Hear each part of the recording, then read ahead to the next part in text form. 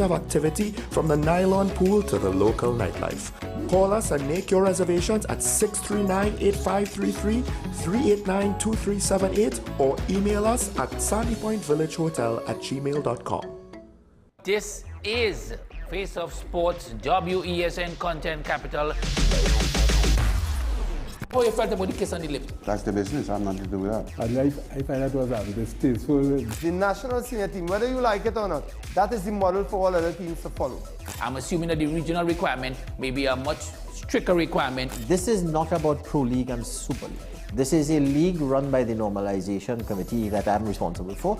Nobody expected FIFA to fund this arrangement. If we don't get a professional attitude towards this, we are doomed for failure. You break your balance, trip the leg, control the body. They ain't gonna stand put forever. Why you want the Chiefs to lose so? Why you want the Chiefs to lose so? They already have two. Lamar don't Why? have. You're jealous because you know the Chiefs getting closer to the Patriots. Let's go to the last part. No, of the game. no. Let's go to the last part.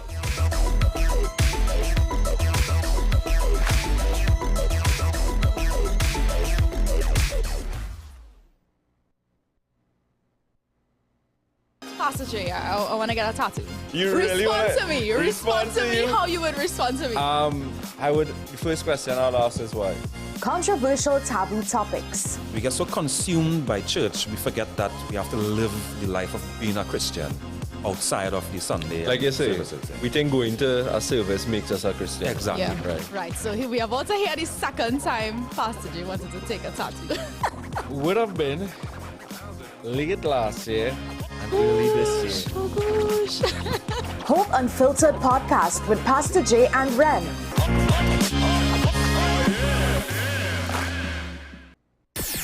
WESN.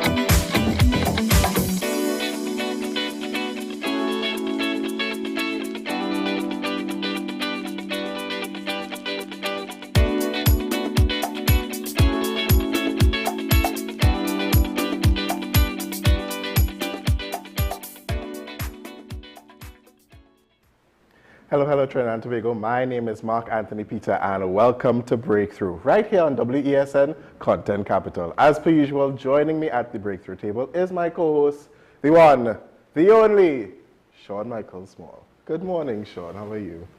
I've had better existential days. Wow. Okay. Yeah. Sometimes listen, the things that we talk about before we're about to go on here is quite interesting. You know, maybe there should be another No, spin. you could come on talking about for that. Okay. Yeah, great. yeah, Yes. yeah. Okay, we'll continue those discussions. Yeah, on that air. discussion, yeah. Right, yeah. cool. But some of the things, you know, let's keep it as. Yeah, no. When I had talk about that, Okay. Although Perfect. one could say the art is a way to express existentialism and ideological thought and theological belief. Correct is right. Yes, Right? It gives you hope for the future, and it also questions the present and the past and whether or not, and it sometimes sends you into an existential crisis. Isn't it almost kind of like strange how music could affect your mood? It's almost to the point where you're like, is this a good thing? I don't know. Listen, I can listen. Artists are considered the philosophers of modern day, whatever the modern day at the time is, right? We observe life through a specific lens, and we write about it, we sing about it, we perform about it, or we ignore it and we do something completely different, you know? But it's all about what we observe. You know, it's all about life. And isn't it interesting how artists, writers, musicians, singers, even comedians could make such in-depth observations on the human condition. For sure, because technically their background is not anything scientific with regards to that. Right, yeah. But I mean, life is not only scientific. Life is artistic in majority of it. So it's an interesting thing, because when we sit down and we create art, it's really just something that just comes out. It's really just something that is, I don't want to say implanted, it's just something that's in your brain and something that's within the depths of your being that you just want to express, that you just want to show. Well, by the way, if you didn't know, One Voice is having a concert this Sunday at the Little Caribbean Theatre at 6:30 p.m. And the reason why I brought it up is at the last concert, I think there was one number where that was expressed particularly well, right? I don't think all artists successfully, I use the phrase, have a thing to say. Right. Mm-hmm. Right? And with regards to even singers, even visual artists, it is what, because, you know, the stereotype in the movies, what is this painting saying? Right. What is Da Vinci trying to say in the Mona Lisa? Well, apparently Da Vinci's trying to say oxidized paint might not be my intention, right? Depending on some people. But one of these songs that they had, it was a trio, and in the trio, it was very emotional performances, or at least emotions were conveyed, and individual emotions were conveyed to the point where you had, say, the final chorus where every member of the trio was singing. They each held not only a harmony of notes, of musical notes, but also a harmony of emotions, because even then, it wasn't though that their interpretations were all the same, and somebody was like, this is a song, and at this point, everybody be happy. Right? It was, everybody expressed those words of joy, or those words of hope, or those words of love. Well, I said three emotions, and I can't remember if those were the exact three emotions, but whatever the positive message was, they expressed it with a different emotion. Right? And you saw it on their face, and you felt it in how they sang, and their mannerisms, and it was just one of those things where, this is where you find people, because if you don't have anything to say with regards to the artistic piece, you just kind of follow in line. But when you have your own thing to say, all of a sudden now, your meaning is just as strong as anyone else's. Well, you see, I'm happy that you said that, because one of the things that and one of the things that I, as the director, I always want to make sure that the soloists and the performers are putting in their all, putting their own spin on it, sending their message to, putting in their message to the song, making sure that it's their personality, making sure that it's what they want to say that is coming out. And we got that. We got that at the last concert. There was also another, I remember there was another moment, one of the later songs, there was a soloist, she was about to sing the song, and the mic was unfortunately off, right? Yes. Don't worry, it got fixed.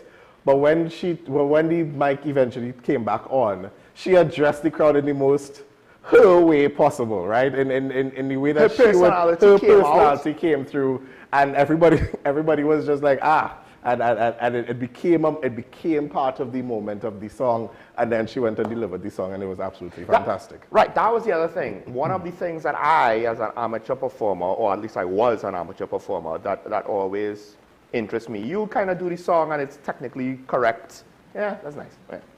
But first of all, when I see impressive choices, difficult choices made, but the flip side is when things don't go right. And it doesn't have to be your mistake. And you know, a lesser performer could easily be flustered. And how do you handle that? And arguably, she came out of the situation stronger, which was quite impressive. Because it's not as though this is someone that's been, you know, a soloist for years, right? But she has her stage presence, she has her stage awareness, and she also has that strong personality and self-sense. And you know what? You could argue what she had to say in this song, it trumped whatever uneasiness the situation. Yes, because and it's something that I find in the group, and it's something that I love about the group of people that I have. Their personalities is absolutely amazing. When we meet for rehearsals, it's a dynamic and it's an enjoyable process. When we go on stage and we perform together, it sounds, some of the feedback that I've gotten, people say it sounds like y'all have been performing since y'all were for years and years and years, but you all are such different ages. It sounds like it's been a seasoned band for the past 30 years or something like that. It and helps that the lineup has like connections. It's Yes. not like 8 strangers pick to live in a house to see, you know, when things get real, which can happen in any musical project. But I've also seen, I mean, I just literally saw today, you know, a short on Fifth Harmony and how that collapsed. Right. Yeah. Meanwhile, there's a K-pop group that I am a fan of because not just because of the music, but because of the personalities of how they came together from the very beginning. And you're just like, wow. I don't know if I ever saw a group of, okay, 2 of them knew each other, but like to just blend. And once you kind of have enough connections, it makes it easier because you already start to speak the same artistic language and you have a fair understanding of the processes. Yeah, and it's funny because I was actually having a conversation with one of my mentors last week. And, you know, I was just kind of telling them, you know, sometimes the artistic life, it has its things that kind of come with the job, and there are some things that, you know, there are some things that you kind of have to deal with. And they said to me, you know, well, listen, these are things that we kind of have to deal with in the industry. But at the end of the day, try as best as possible to make sure that you're happy and make sure that you're surrounded by people that make you happy as well, that make the work so worth it that it's more than just the work, but it's the process of the work and things like that. And they said, well, I hope that this is what you're doing with One Voice, because some projects were gonna have to be done, and some things that you're gonna have to do, you're gonna have to work in some spaces, and yet it's gonna come with some things, but at the end of the day, if there are certain situations that you can put yourself in where you are completely happy with the process and you're willing to, and that doesn't mean that the process is easy the entire time. It doesn't mean that there aren't going to be any hiccups or mishaps or conflicts or anything like that. It just means that it gives you more courage to deal with the mistakes and the mishaps and things like that. So this is what I've been experiencing. So listen, I'm so excited again. We are just days away from our One Voice Christmas happening on Sunday, the 23rd of November. That's this Sunday at 6:30 p.m. Tickets are $200. You can get tickets at the door, or you can contact us on all our various social media. We also have a ticket reserve form that you can fill out that you can find on our Facebook and our Instagram. This show is going to be really, really amazing, and I hope to see all of you all there. And just one more reason why I think the group is amazing, not just the fact that I saw it and I could attest to the actual product, but the fact that I think a lot of times, yes, you will have community choirs would have semi-set rosters or semi-long-term rosters, but a lot of other projects, when you look at it, unless it's a solo act, right, an established band, mainly soca, right, what is it going to be? It's going to be temporary projects with temporary lineups. And you may or may not have working relationships within that, but then now you still need to consider how does the whole gel together, come together. And a lot of times, I think one of the issues we have in TNT and why it seems as though our musical acts of a certain size, right? Because like I said, the large choirs, they will have semi-permanent lineups. And then, of course, the soloists or the bands, they will be permanent, right? But when you get these sorts of musical projects with multiple singers, and they want to do harmonies, and they want to do small group singing, and a cappella stuff, and to say that you have a group that has mature and advanced coordination, and understanding, and intrinsic blend, and just all of those shortcuts, it's like a band or a group that goes on tour, right? Even someone like Taylor Swift with her backup dancers and her band, right? It's like when you end, you're so much more proficient than when you begin. Right. But also it's like a band that's an old band. Like you could get Aerosmith or one of those bands and they could just drop their greatest hits and it'll be like nothing. Right? I think that's one of the things that I went into being very intentional in terms of it's specific people. Now we do have people joining us. Yeah, but you're core. But yes, there is a, and the thing is, it works, and my approach has not always really been it being a sort of a community choir. I've kind of, and maybe it's the instrumentalist in me, I've sort of always approached it like a band.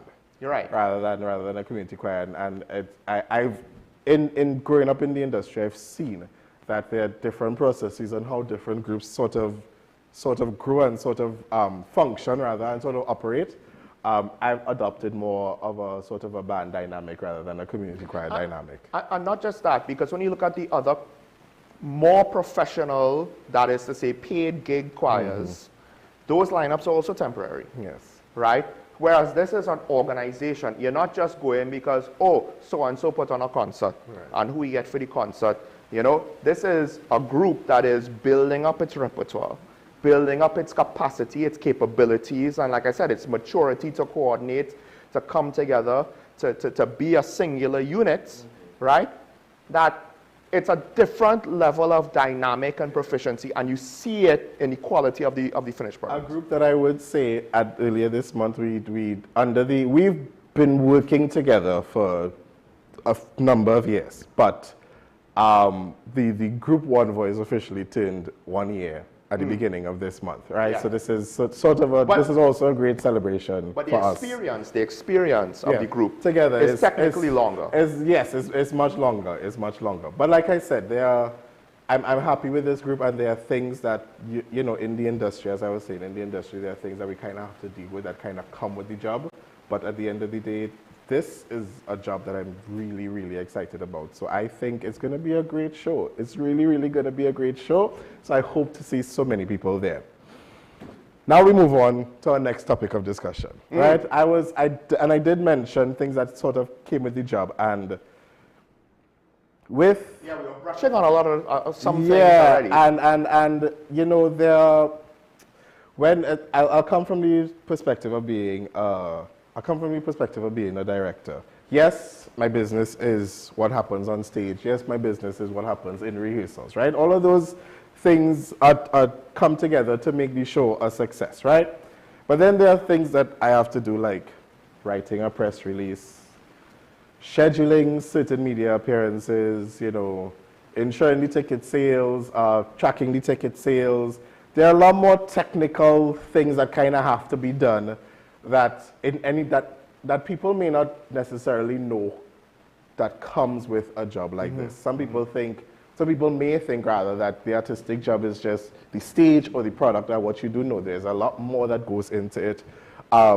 Things like, first of all, scheduling rehearsals, tracking everybody's schedule, making sure what days work for people, getting music printed, getting music delivered, setting up Google Drives, things that help people learn the music, all of those things.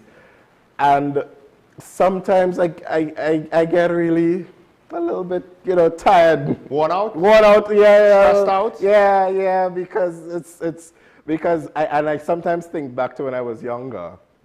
And I am like, did you stress out others? No. No, I hope not. But what I was saying is, younger me did not think that this involved all of these things, you know? So younger you was like, play piano, sing music, you know, be on stage, that's it, right?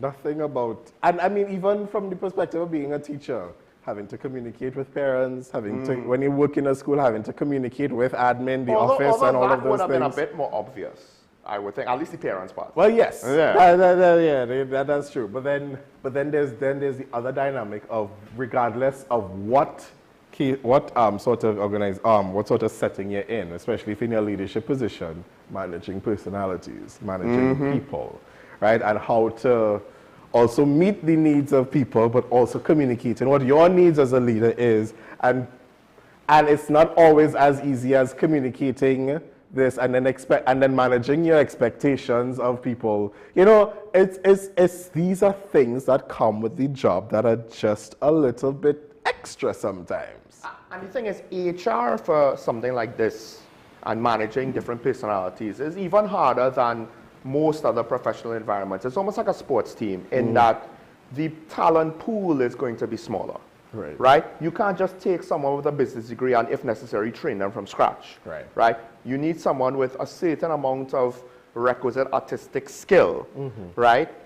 And if you have personality conflicts, you also need someone with a certain level of availability that's in line with the general schedule that you and everyone else operates with. It doesn't matter how talented and how agreeable everybody is. If everyone's free days of different days, then never a group shall make from that mess, right? But what happens now if scheduling is fine, talent is fine, the issue is personality conflicts. What do you do? Because there are certain high performance situations. I know there's one guy, he basically says, look, for your organization as a business, just get rid of all low, disagreeable people, people with bad personalities, people with destructive personalities. He's like, index on, prioritize people that are team builders, that are positive, more than just raw talented. And even, believe it or not, even the US Navy SEALs are like, look, we would rather the mid to low performer that is a team player and has a good attitude, right, and that doesn't quit, and rather than a high performer that's volatile and difficult to deal with, difficult to work with, and unreliable. Yeah, so that's interesting, because that's something that one of my lecturers used to tell us. She said, I would prefer somebody who shows up on time, somebody who is easy to work with, or not just necessarily easy to work with, somebody who's pleasant to work with, rather. Reasonable. Reasonable, not, as you said, not volatile, to use your word.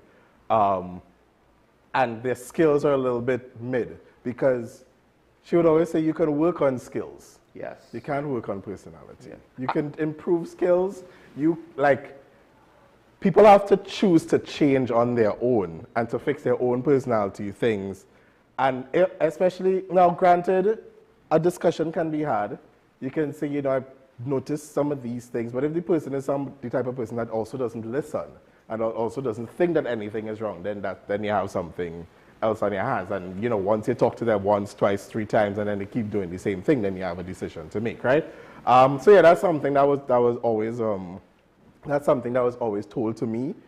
Something that always to look out for. Another thing that is very important. Well, first of all, in any sort of in this industry, there are business things that you're going to have to, sort of handle. The ugly inconveniences of knowing how to make an invoice, because some people don't know how to do that, right? Yeah. Knowing how to figure out the banking system, because sometimes that could be a little bit strange. Something as simple as knowing if somebody transferred something to you from a different bank, knowing that it will take longer than if it was from the same bank. And then the legal things, the legal affairs things, the taxes, the registration of the business, all of that, the copyright, all of that comes with it. It's just a little bit, that could be very daunting, especially when you don't have somebody in your team or by your side, or somebody that you can call on for advice, especially when you're doing it on your own. Because I don't think this is something that is taught. It's not like business students get taught about checks and banking and stuff like that per se, right? Right. Because I remember there was one... But isn't there an assumption that you kind of already... There was one art student, right? Okay. Who was like, well, I never did this. And it's like, time out. I have a business degree. Technically, I didn't learn any of this. Oh. In business. Interesting. You learn it. It's kind of... First of all, these things were created by the entities as their thing. I don't necessarily know to what extent it's always like this formal process, like how etiquette is a formal process, or how business strategy or music theory are formal things that are universally taught, right? So a lot of it is taught. You kind of need people to know to then teach the next people. Okay. And I guess with the entertainment industry now, because think about it, how many international famous people, music performers from North America, so forth. They're like, well, I didn't know this, I didn't know that. I need to get somebody to tell me, to teach me, an older artist, a more generous and experienced artist, right?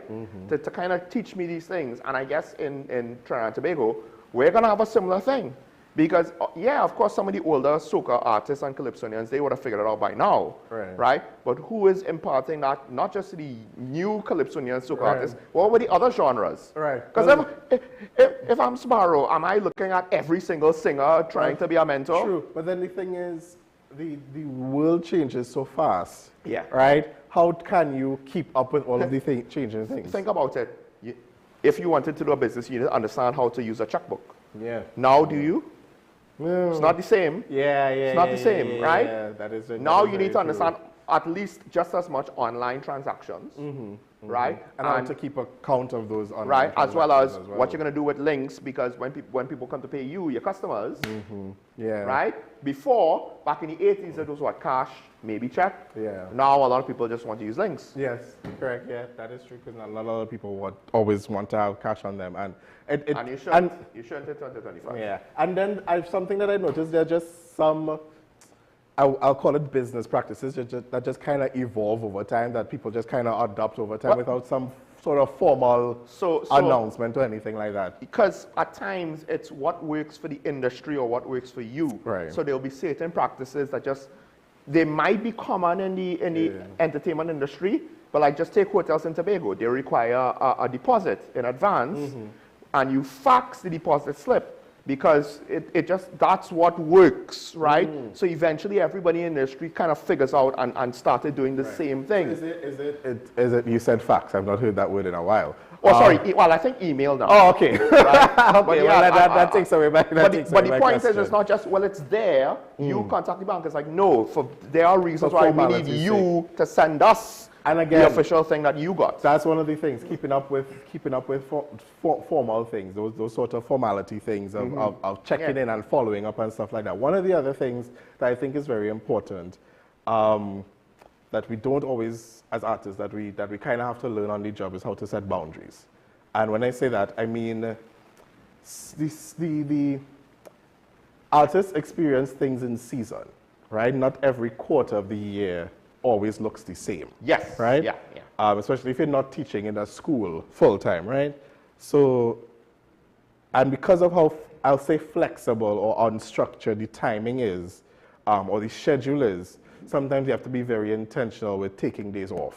Sometimes you have to be very intentional with locking off after a certain point of the day, right? Even though you're working for yourself, that doesn't mean that you can be up at 2 a.m. writing emails or thinking about things. Even if you are up at 2 a.m. and you can't sleep, do something else, right? Especially when you have normal life things to deal with as well. There are still normal life things that you have to deal with. Eminem wanted to raise his daughter, so his recording career was a job, 9 to 5. And he didn't tour as much because he was a dad. And he was physically present to be a dad. And just because you're an artist, some artists kind of make the mistake, well, you know, my life, I need to be free-spirited. I can't have kids, and I can't have this, and I can't settle down. And if that's what you want, fine. But if you can't make the adjustments. But when life develops, you know, you kind of have to make that choice for life to have kids, to get married, and all of those things. And you make the adjustments to go on. At the end of the day, something that I've been, you know, sort of researching and thinking about for a while. I'm just thinking, he had like a Instagram status post, just how tired he was, and he just basically saw him, his point of view, lying down in a rehearsal room. So I'm just like, I can see where all the motivation for this part of the topic is coming from. As artists, the biggest, the thing that we have to take care of within ourselves is our nervous system, right? We are very sensitive human beings, right? We are very, and when I say sensitive, I don't mean sensitive to what's happening inside, I also mean sensitive to what we are taking in information on a daily basis, right? We are also, when we are exposed to the art for prolonged periods of time, our brain will also get overwhelmed. After rehearsal, I don't put on the radio. I just want some. I always feel bad saying this, but I really don't need to hear any music right now, right? But it doesn't mean that I'm not grateful. It doesn't mean that I don't want to do this anymore, but my body is having a reaction to things, and I just need to calm down. Now some people want to be immersed 24/7, but that's not everybody. Yes. Right? And I guess it just you some people need a balance. Yes. Right? And you need to recharge, right? And to know when and how to recharge is one of the biggest obstacles, because in any profession, you could unfortunately become too obsessive. Yeah, it's one of those things I'm learning how to do. But I mean, and this is the thing though, now if you're an accountant, the passion in your work is not going to be quite intrinsically naturally same as an artist. Yeah. Because you need passion as an artist. You need accuracy as an accountant. Art is not something that we do. It's part of who we are. And so it's you're immersing your entire being in it all of the time. But again, listen, these are things that just come with the job. and hopefully we could have more discussions about this and educate all of the young and upcoming artists. Prepare yourselves for what you're about to see, and then hopefully more discussions. With more discussions, we learn how to do things. Or be prepared to pay a pretty penny on a management team if you think you can't handle it. Correct is right. Correct is right. Right? But we try to strike the balance as best as possible, but we do have a show to balance as well. So we're going to take a quick break. We'll be right back. Don't go anywhere.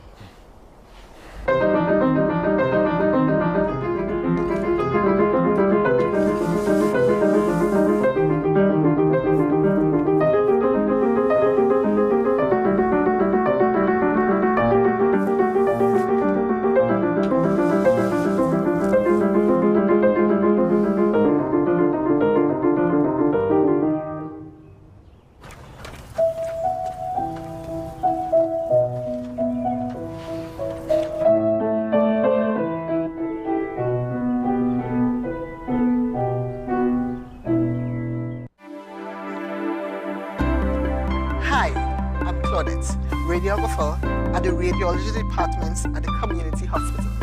We offer high-quality service with state-of-the-art equipment in X-ray, ultrasound, CT, and mammogram. Come, our friendly staff awaits you. Give us a call at 235-5479. The Community Hospital of Seventh-day Adventist, where good private health care is affordable. Feeling drained? Struggling to keep up? It's time to take control of your wellness. On this episode of Wellness Unlocked, we're diving into the key nutrients your body needs for all-day energy and balance, with 100% or more of your daily essential vitamins, plus added chromium to support healthy blood sugar. This is complete wellness in a single soft gel. Join us as we uncover how small changes can make a big impact on your health. Don't miss Wellness Unlocked. Watch now on WESN and take the first step toward better health.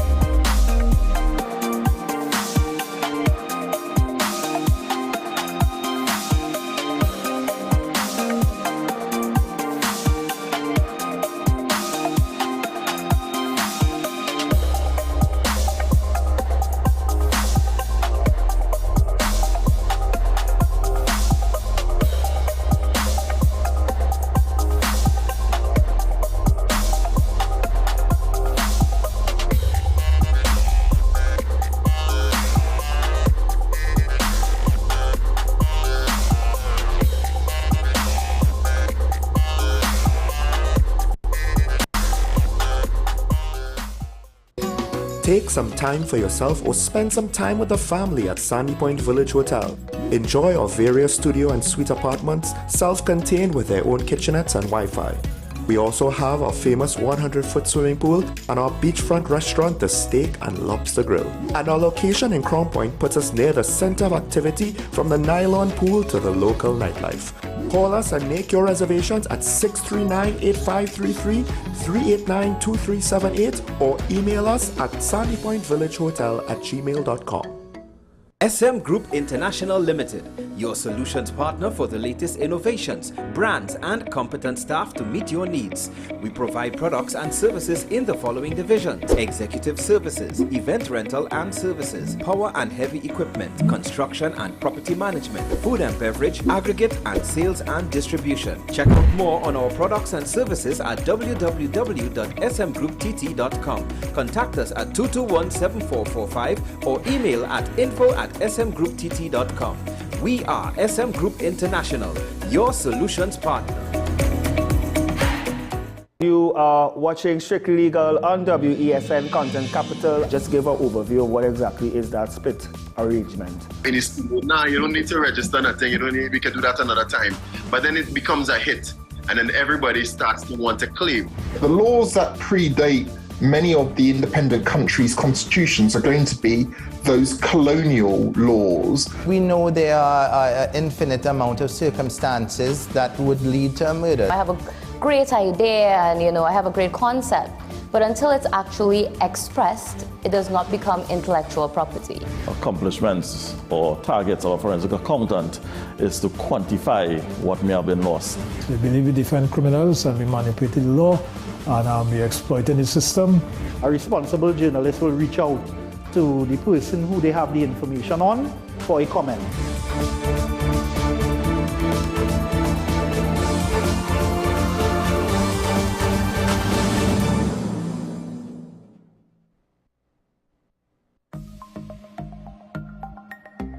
Knowing how to tell authentic is as easy as 1, 2, 3. Find it, match it, search it. Step 1. Find the style number on the tag. Step 2. Match the style number inside the jersey with the number on the tag. Step 3. Search it. A quick Google search of the style number will verify the jersey is authentic when the search results match the jersey being searched. Don't be fooled by counterfeit jerseys. Before you buy, remember to find it, match it, search it. Fan Zone, 2 locations nationwide. Center City Mall, Chaguanas and Movietown, Port of Spain. Nationwide delivery available. We are tackling the hard-hitting topics, some controversial topics, some topics we sweep under the rug. You don't always have to forgive in a relationship for it to move forward. If it is you are in a situation where you forgive the person, but to the detriment of yourself, what are you really doing? It is very uncommon for somebody in the younger age group to have dementia. Atheists don't not believe. Is that I can't disprove God, but you also can't prove God, so we kind of at a stalemate. We'll focus on the woman who's being the victim, right, or the man who's being the victim. We exclude the children. Folks are trying to study the underlying brain mechanism to figure out how does this particular disorder happen in the brain? How is the brain processing this? Don't worry about AI, worry about humans working with AI. Are you willing to learn new skills to stay relevant for the future job market? That's the challenge that people are going to struggle with.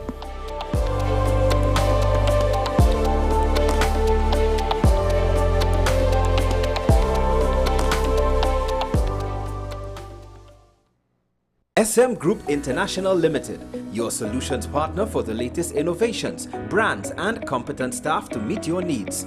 We provide products and services in the following divisions: executive services, event rental and services, power and heavy equipment, construction and property management, food and beverage, aggregate and sales and distribution. Check out more on our products and services at www.smgrouptt.com. Contact us at 221-7445 or email at info@smgrouptt.com.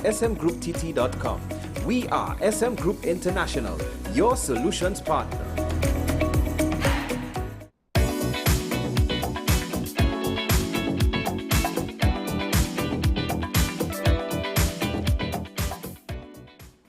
And we're back to Tobago, ladies and gentlemen, to Breakthrough right here on WESN Content Capital. Sean, you know what I like about this season? What's that? There's a show happening every weekend. Oh, yes. And I just, and I mean that genuinely, like there are so many things that the citizens of Trinidad and Tobago, that the audience can go to and just experience and see different types of artists do their thing.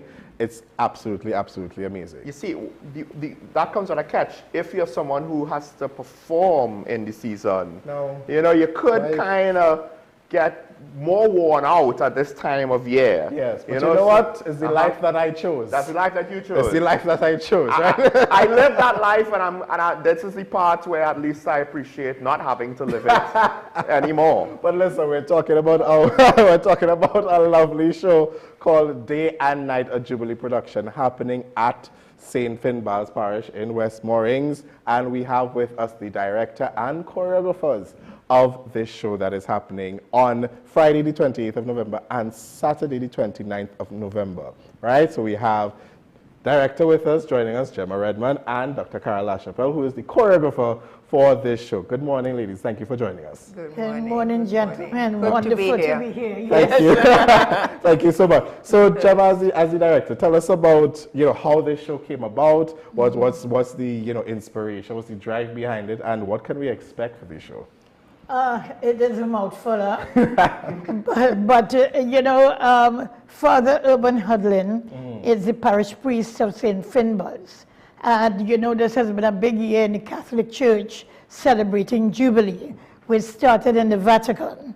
And so all the parishes have been doing a lot to carry out the themes of the Jubilee, which are forgiveness, mercy, grace, hope, and reconciliation. Yes.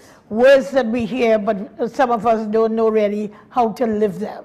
So Father thought as a culmination for all the events he did at the parish, it would be great, since he knows that I'm into theater. He threw it out to me if it's possible to do a theatrical production. And of course, well, I live in Houston, Texas.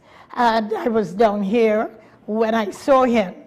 And I got very excited when he said that, because being a spiritual person myself, anytime I could get an opportunity to share the love of God and the goodness of God, I get hold of it. Because I use the letter from Pope John Paul II, where he wrote a beautiful letter to the artists, telling them to use all their gifts and talents to bring to bear the liturgies and the sacraments of the church. And so this fell right into that purview. So I told him, yes, I would love to. So the thing about it is a difficult production in the sense that to bring those themes alive, how do you bring hope alive and reconciliation and all of that? So I pulled very hard, and Carol, who you'll talk to in a while, is my dear friend, great choreographer, who everybody knows. And I turned to her if she would be interested in doing the dance for the show. So she said yes. And then I said, well, I would want music. And knowing John Thomas does his Belief concert every year, and he does work for the church, I turned to him for the musical director. And he too said yes.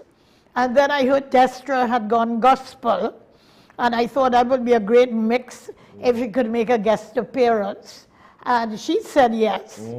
And then we have Cecilia Salazar, who's one of our leading actors in the performance, and Carol will talk about some of the great dancers that we have. So pulling the script together, I pulled on reflections that various people had written about these themes and about life.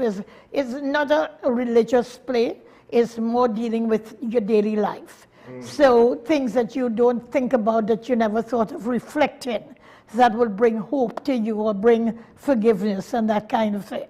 So it's bringing those reflections and using the dance and the drama to weave together the themes and to give you something I think would be a theatrical experience that will be really amazing. That's wonderful. That's wonderful. I'm glad that you brought up the letter, because that's something that I always reference, as well as Saint Cecilia's Prayer, who's the patron saint of musicians. So it's always interesting that I'm always happy to hear about that. Now, Doctor, right? Yeah. Now, the name LaChapelle is associated with dance, right? Especially in this country, right? So, can you tell us what we can expect? How are you adding to these elements, and who are some of the dancers that we can expect to see at the show? Well, I am really, really pleased to be part of this. Number one, an old convent girl. I'm really impressed by Father Hudlin and St. Finbar's, because that's a huge community that does, for me, really good work. I've never been in a church. We go to rehearsals there, and the place is full 5 days a week. Well, I'm only there, maybe 7. But, lots of activities that happen in that church, which is wonderful. But for him to recognize the value of art to the extent where he's willing to put his parish, his church, his good name on the line. What is this thing with the church doing drama, boy? Or any such. So, okay, I jump into the dance because immediately to me it was a plus. This is a good thing that's happening. Being part of Jubilee celebration is a good thing. Having my friend Gemma around for a bit, who is happy to have her here making a contribution to her homeland. And as she said, some wonderful people. I'm very fortunate because at this stage of my life, I've been in the business a very long time. I don't have my dance company anymore. So you can ask me to choreograph, but you assume that I have dancers packed away in a suitcase somewhere. Not true. So I immediately called some of my older dancers, Alison C. Paul, Terry Springer. Oh, I had a wonderful time. I called about 4 or 5 of them. Marcia Charles, Terry Springer, Alan Balfour. I said, I need a dancer or 2, you know, and they sent me a wonderful batch of very talented dancers. So this is not going to be a walk around, do a little, you know, hip number. These are real dancers. Right. You know, I'd go even so far as to say some of the best. Caribbean School as well gave me a dancer. Some of the best of the young dancers. So I'm very pleased with what they've been able to contribute. Right, nice. Now that's I'm glad that you sort of spoke there, because I always like to hear from those who've been in the business for some time, right? We won't go into specifics, right? But some and people that are highly respected, such as yourself. What are your thoughts on how the arts have grown in the country, right? And what do we still need to do in a sense? Because, you know, I mean, we have this platform here, and this platform for us is to advocate for the arts as much as possible and to grow it as much as possible, be it on the stage or in education, which is a huge passion of mine. But what do we need? What have you seen? How have we grown, and how do we still need to grow? You know, Joniel Williams called me many years ago and said, Carol, you can stop quarreling. We are building theaters. So what I'm trying to say is jumping in at that level, because before that, when I came back and I thought I knew so much about dance, art, theater, I went, we can't perform on concrete, which you were doing. Everybody was dancing happily on concrete, killing themselves, their shins, everything. So I made Normandy build a stage. I made Mount Irvin bring in lights. I made La Jolla add wings and extend their... I mean, I was having people spend their money, because the standards cannot improve unless you have the facilities as well. So I'm just saying that's one aspect. We've grown. We've got Napa and Tapa, and, you know, which is wonderful. We've got dancers that... I'm not the only one. Noble Douglas, Caribbean School, Massimo's, who has contributed to the growth of dance in this country. But one day I nearly cried. I don't think I actually cried. I think nearly is there. That I went, people are patting me on the back and saying, well done, because all these dancers are being grabbed up abroad. Where are our dancers? Where? Big problem for me is our national company. You see? So while I want to say, congrats, look, I am Dr. LaChapelle. Alan Balfour recently became Dr. Balfour, dancer. Sad Balkaran Singh is the 3rd. We have 3. And I have 2 dancers who have started their PhDs this year. I mean, people I started to teach when they were 7 or 8 or something. So we're doing our part, and I'm really happy and pleased with that. But I want at national level, the economy being what it is, to recognize that there are holes. But I would like to add something, though, because I'm looking at a time when I was in Trinidad, which I did a lot of theater. I even tried to open the Strand Cinema and make it an off-Broadway theater, because the Central Bank was closed, Little Carib was closed, there was no Napa, there was no supper.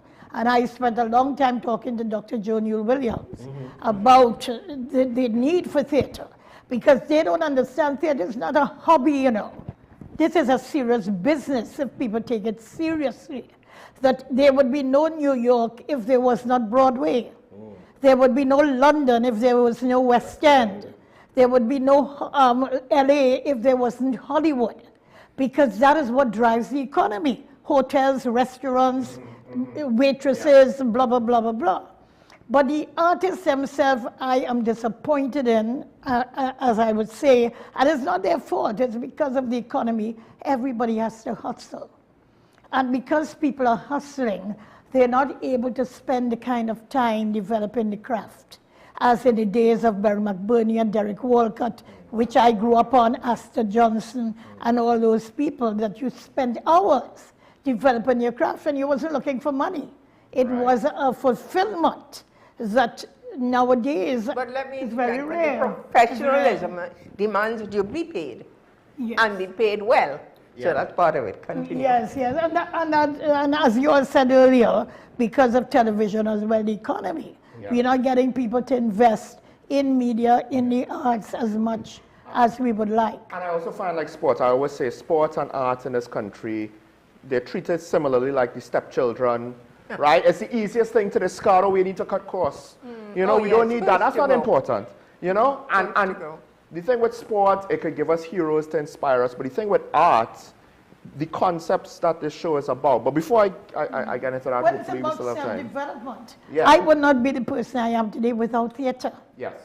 It has taught me so much about life and the different genres of music, of dance, of the different types of people that you encounter, and learning how to be humble, because all this is before you, and you have to embrace and live with that on a daily basis. Well, we were speaking about getting people together and, earlier, but you all mentioned how, well, you approached so many people and everybody said yes, and you approached some of your past older dancers now, and they were able to provide you with a group of dancers to facilitate this production. I mean, one of the things with projects like this to get it off the ground, it's not always easy to assemble a cast, and we're talking theater, music, and dance. So it's a trifecta cast. How was that to get everything, to get everybody? That is where you hit the nail, and I want to thank Carol for bigging up Father Hudlin, because if he was not able to put a budget together for me to be able to work with, the level of artistry would not have been possible. You know, so that's why the money is important. He was willing to invest. He was willing to invest and take the risk. Recognize that there is a cost attached. Yes. Exactly. Yes.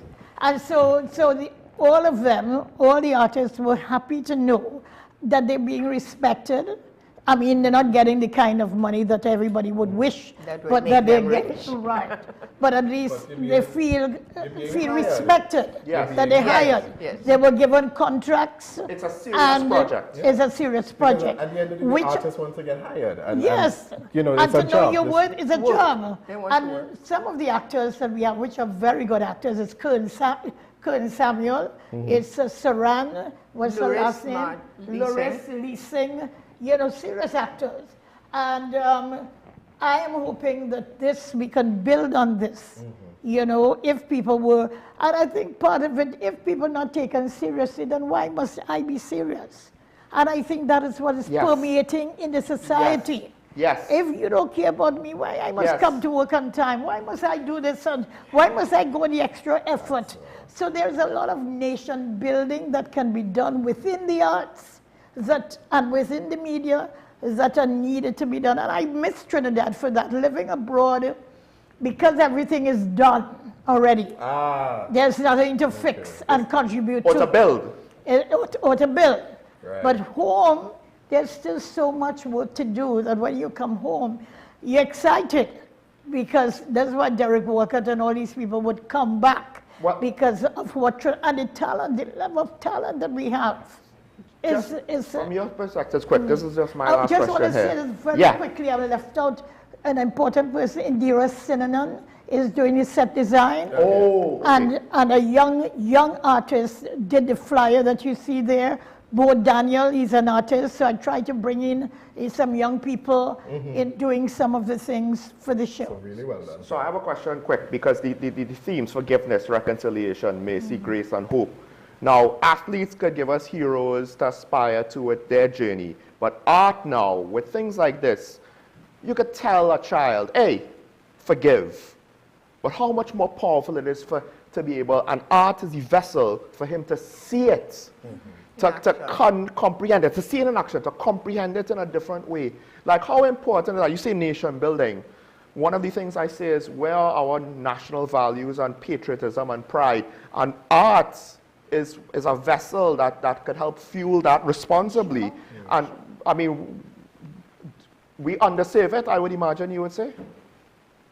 We don't do it enough? We don't do it enough. And I think because the whole world now is saturated with social media and quick things, there's a lot of distraction, people distracted.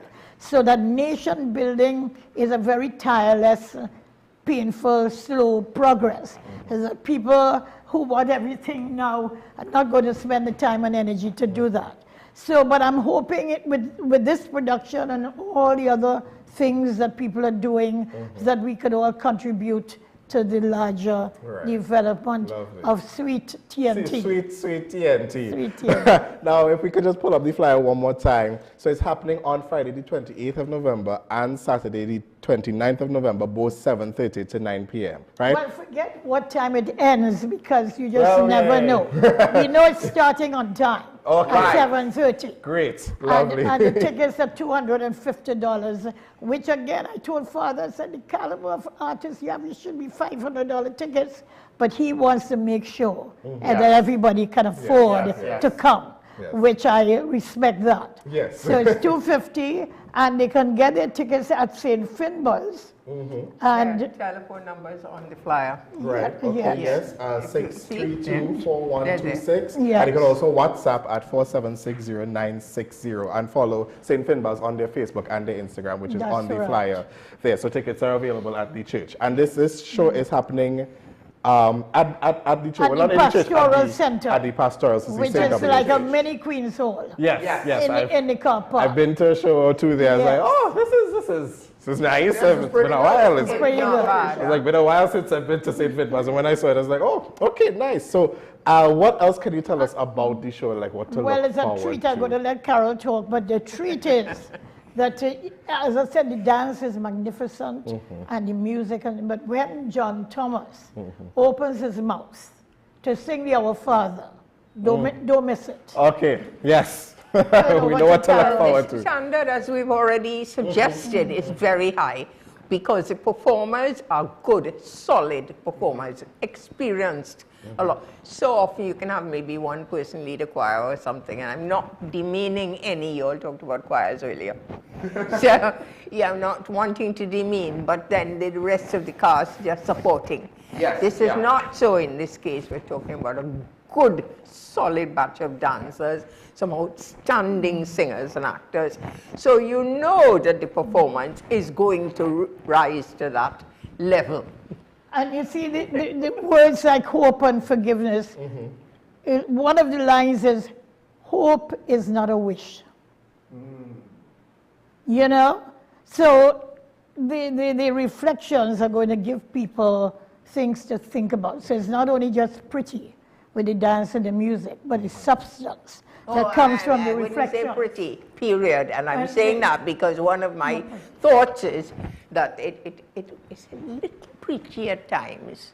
You're going to feel a little guilty at times. But the point is, it's going to move you. So you're going to enjoy the costumes and the voices and the dancing. But you're also going to have to think and feel.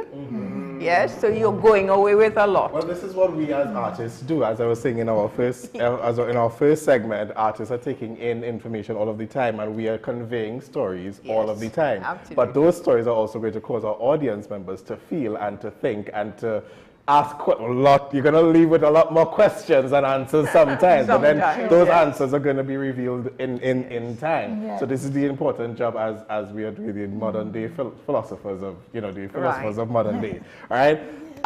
Is there any... behind the scenes, we mustn't leave out the people behind the scenes. No, of course not. Tonya Evans is the stage manager. And I know people love her. She does great work. And Sintaiki Bishop has been my production coordinator, so that, Little Bits is the assistant stage manager. So we have We've in front and behind. That's wonderful. Well, we have friends of the show. We've had Santaki on the show a couple of times, and she's amazing. She's amazing. So I'm so happy. I'm so happy that this is happening. I'm so happy to hear from both of you in terms of, and also in terms of like I want to say the history and the advice for us up and coming on how we can build the industry, because we also feel the effects of it as well, and we also know what needs to happen. I always say personally, for me, I would do work abroad, but I would never stay abroad. I see myself being back and forth, because building here is very important, because if the brain drain can't happen, if we all go out, then you're preaching to the converted. I know that for sure. I know that for sure. I know, exactly. I'm so grateful that you all were here to join us and talk about this. I just want to reiterate the point. $250, 2025, that's not an expensive ticket. That's just to show the commitment of the cast to the message in the show, the commitment of the church and the parish priest in doing this production, and of course, the management team, the creative team behind it, part of which came to talk to us here today. This is just one of those things where don't just miss it and then say, shucks, you know, you never know. Exactly, that is a common refrain in TNT, which is very unfortunate. Yeah, we've heard that a few times. So, hey, this sounds like one of those projects where if you very much are interested in live performance and high quality live performance, not just a little something there, you know, for the sake of... There's not a little church thing that not a little church. I didn't want to say that because the church is doing it. I go say it, I'm Catholic, I go say it, it's fine. So this is a discounted professional production, let's put it that way. I love that. Correct is right. I need to have you all on the show again. Thank you, we'd love to come. I need to have you all on the show again. Thank you so much, Gemma, Dr. LaChapelle. Thank you so much. Trinidad and Tobago. Mark and Sean, yes, thank you so much. Thank you. Ladies and gentlemen, Trinidad and Tobago, this has been Breakthrough right here on WASN Content Capital. Mark Anthony Peters, Sean Michael Small. Until next week, bye-bye.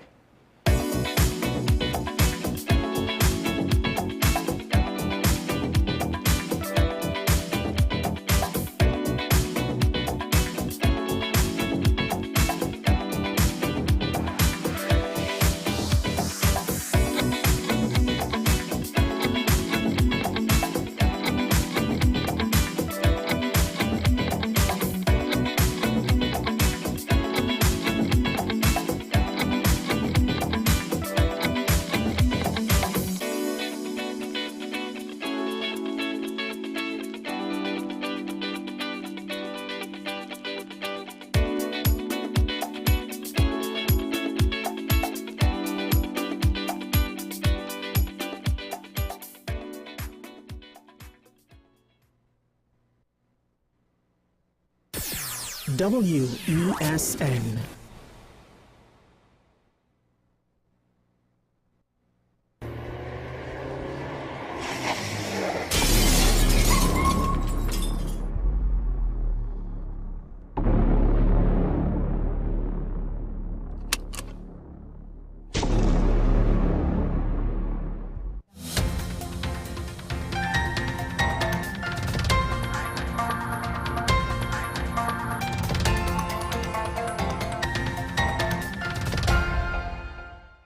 Here is your WESN News on the hour. I'm Sean Michael Small. Thanks for joining us. Here are the headlines. The TPP continues screening for THA elections. Operation